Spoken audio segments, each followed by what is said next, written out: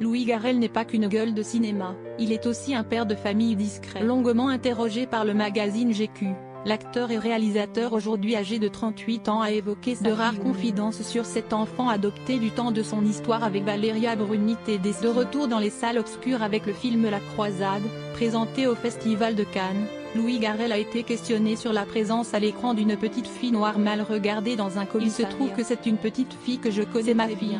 Et on a fait le film tellement en direct que je l'ai laissé improviser dans cette scène. En fait, c'est elle qui l'a écrite, a-t-il confié. La jeune demoiselle d'origine sénégalaise, adoptée en 2009 avec son ex-compagne, est déjà très ouverte d'esprit et en phase avec les sujets de son époque. Elle avait fait toutes les manifs Black Lives Matter. Et comme le film parlait d'enfants très militants, le thème principal tourne autour de l'écologie. Note de la rédaction: à 12 ans, je trouvais ça bien d'évoquer aussi ce sujet-là, a ajouté le fier.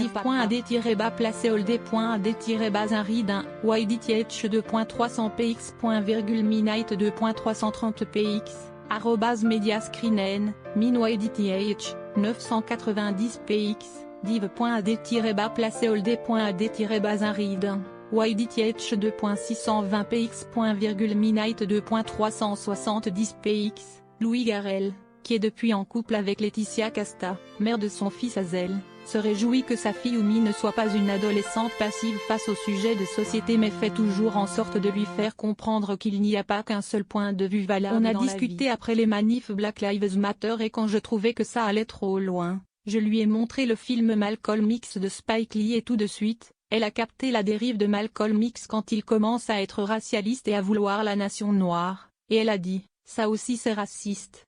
Mais pour moi, c'est comme la question du féminisme, je préfère mettre en doute tout ce que je dis en me disant, c'est pas à moi de parler, a-t-il ajouté. L'interview intégrale de Louis Garrel est à retrouver dans GQ, édition d'août 2021.